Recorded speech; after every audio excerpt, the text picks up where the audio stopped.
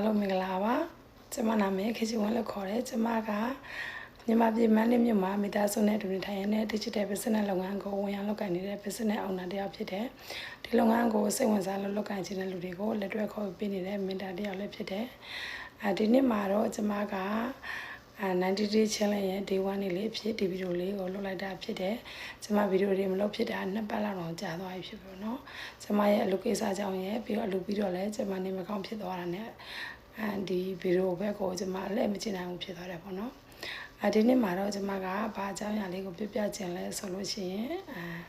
ကျွန်မကဒီ digital business လုပ်ငန်းကိုမလုပ်နိုင်ခင်ကအကြောင်းအရာလေးပေါ့နော်။ကျွန်မကအိမ်နေမိခင်တယောက်ဖြစ်တယ်။ကလေး3ယောက်ရဲ့ဝေစားတွေကိုပြုစုရင်းနဲ့ပေါ့နော်။သူတို့ကိုဘယ်လိုပြောမလဲအိမ်မှုကိစ္စတွေလုပ်ရင်ကျွန်မရဲ့အမျိုးသားလုပ်ငန်းမှာပေါ့နော်ဝင်ရောက်ကူညီရင်းနဲ့ကျွန်မအချိန်တွေကိုအကုန်ဆုံးနေကြတာဖြစ်တယ်။ဒီနေ့မှာတော့ကျွန်မကကျွန်မရဲ့ကိုယ်ပိုင်ရေးချင်းနဲ့ပေါ့နော်ကျွန်မဝင်ငွေရနိုင်တဲ့လုပ်ငန်းလေးတစ်ခုကိုကျွန်မလုပ်ကိုင်ခြင်းနဲ့ဒါပေမဲ့ကျွန်မအိမ်ရှင်မတယောက်ဖြစ်တော့အပြင်ထွက်လို့လည်းကျွန်မအလုပ်လုပ်မရဘူးပေါ့နော်အဲ့ဒီအချိန်မှာကျွန်မကနေပြီးတော့မှလက်ရှိလုပ်ငန်းနဲ့တွဲဖက်လုပ်ကိုင်လို့ရတဲ့လုပ်ငန်းလေးကိုကျွန်မကလုပ်ကိုင်ခြင်းနေတာပေါ့နော်ကျွန်မစိတ်ထဲမှာဘာလုပ်ငန်းလုပ်ရင်ကောင်းမလဲလို့စဉ်းစားနေတော့အချိန်မှာကျွန်မက online ကနေပြီးတော့မှ digital business လုပ်ငန်းလေးကြော်ညာလေးကိုတွေ့ရှိတယ်ပထမအချိန်ကျွန်မကလေ့လာကြည့်တယ်ပေါ့နော်လေ့လာကြည့်ပြီးတဲ့အချိန်မှာကျွန်မက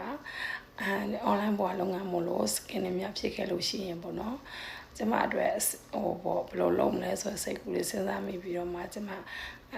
ပထမအဆင့်ပဲလေ့လာပြီးတော့မှဒုတိယအဆင့်ကိုကျွန်မမလေ့လာဖြစ်ခဲ့ဘူးပေါ့နော်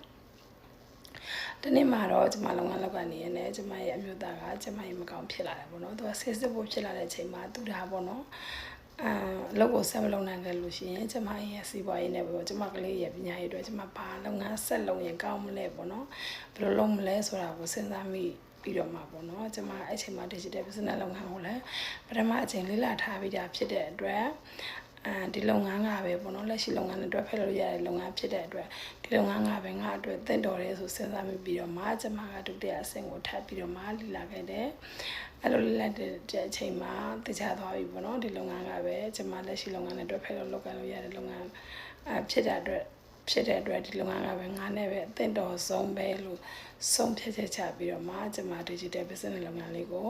ရွေးချယ်လုပ်ကိုင်ပြခဲ့တာဖြစ်တယ်ပေါ့နော်ကျမလိုမျိုးပေါ့နော်ဟိုဘာလို့ရမှမသိတဲ့အိမ်ရှိမှမေရှိလို့ရှိရင်ဒီလုပ်ငန်းကိုဝင်ရောက်လေ့လာလို့ရပါတယ်ဆိုတဲ့အကြောင်းလေးကိုလည်းပြပြပေးရင်းနဲ့နောက်ဗီဒီယိုမှာပြန်လည်တွေ့ဆုံပါမယ်အားလုံးကိုကျေးဇူးတင်ပါတယ်ရှင်